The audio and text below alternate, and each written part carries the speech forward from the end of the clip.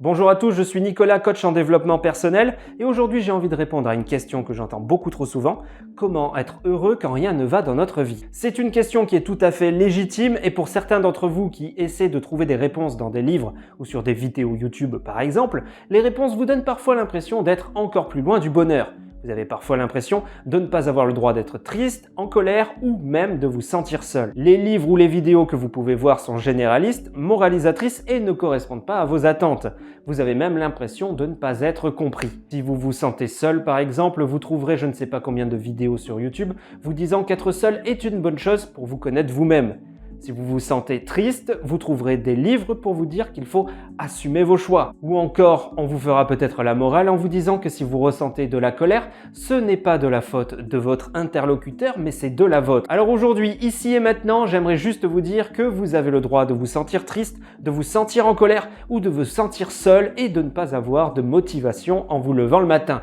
Toutes ces vidéos ou ces livres sont généralistes, mais vous êtes unique. Quel que soit votre parcours, quelles que soient les choses que vous pouvez ressentir, vous êtes unique. Alors aujourd'hui, je n'ai pas envie de vous dire que vous devez être heureux à tout prix et que vous devez trouver la force en vous pour battre toutes ces émotions négatives. Non, j'ai plutôt envie de vous dire le contraire. Si vous ressentez tout ça, c'est que vous êtes vivant et humain. En rejetant ces sentiments, même ceux qui sont négatifs, vous n'arriverez pas à vous comprendre. En oubliant qui vous êtes, vous aurez la sensation de vous perdre et au mieux, vous obtiendrez le genre de vie un petit peu parfaite, du moins on vous fait croire qu'elle est parfaite et qui ne sera en réalité rien de plus qu'un stéréotype un peu imposé par la société. En fait, je dirais même que si vous essayez de rejeter ces émotions, vous allez rejeter une partie de vous-même. Et à partir de ce moment, comme vous allez masquer une part de vous, il va être de plus en plus difficile d'arriver à être heureux. Vous aurez la sensation de traîner un boulet, d'avoir peut-être une angoisse au plus profond de vous qui ne partira jamais. Comprenez bien que lorsque vous ressentez une émotion, telle qu'elle soit, l'émotion, elle vous donne un peu d'informations sur vous. Peut-être est-ce que vous ressentez une forte émotion positive en écoutant votre musique préférée ou en allant marcher dans la forêt par exemple. Ça, ce sont des activités qu'il faut essayer de privilégier autant que possible. Dans l'autre sens, les émotions négatives vous diront ce qui n'est pas bon pour vous. Il ne faut pas les fuir, il faut chercher à les comprendre. Il faut comprendre pourquoi cette situation vous rend triste ou en colère et chercher le moyen donc de régler le problème. Sinon, à chaque fois que vous allez vous retrouver dans la même situation, eh bien, ce sentiment désagréable, il va revenir. L'émotion, c'est votre corps qui parle pour vous. Ne pas écouter son corps est la dernière des choses à faire pour parvenir à se connaître et à se comprendre. Et si je suis bien convaincu d'une chose, c'est que le bonheur n'est pas une question d'argent, de travail ou de famille. Le bonheur, c'est simplement être en accord avec nous-mêmes.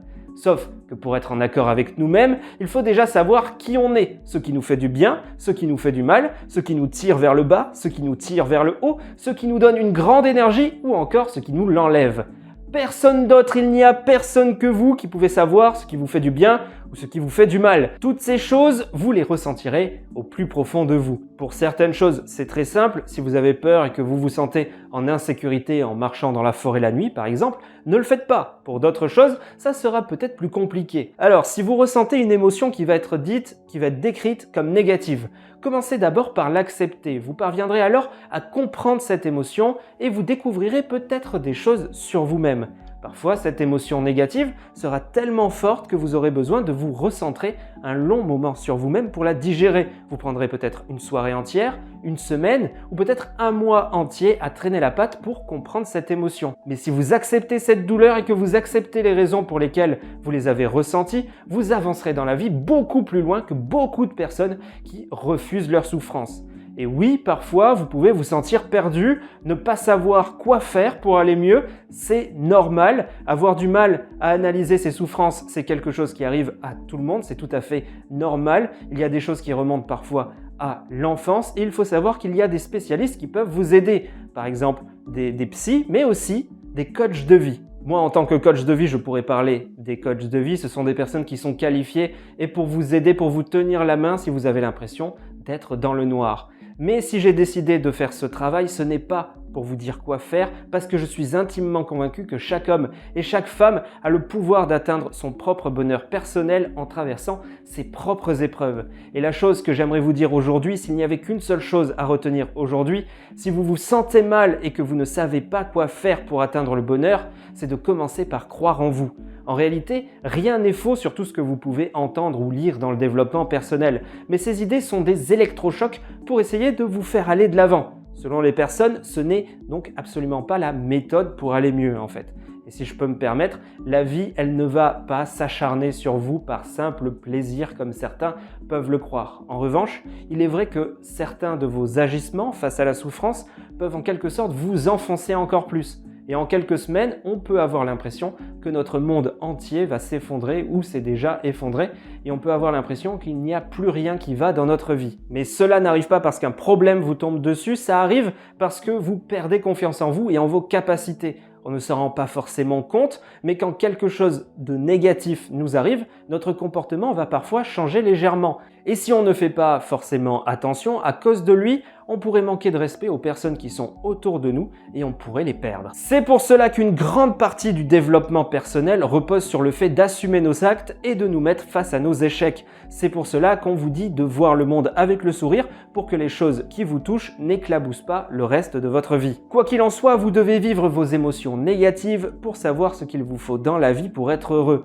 Pour cela, vous devez les comprendre, mais vous ne devez pas vous laisser submerger par elles et vous avez la responsabilité de ne pas faire vivre vos problèmes à ceux que vous aimez. Alors je vous vois venir, bien sûr que c'est difficile et pour tout vous dire, je pense que nous devrions tous, de base, avoir des cours de développement personnel à l'école et je pense qu'une fois adulte, il y aurait beaucoup de problèmes qui seraient évités grâce à ça.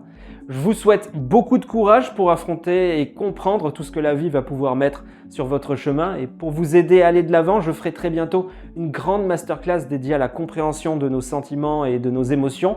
N'hésitez donc pas à vous abonner à la chaîne pour ne pas la rater. Je ferai le maximum pour qu'elle vous soit proposée à un prix le plus abordable possible.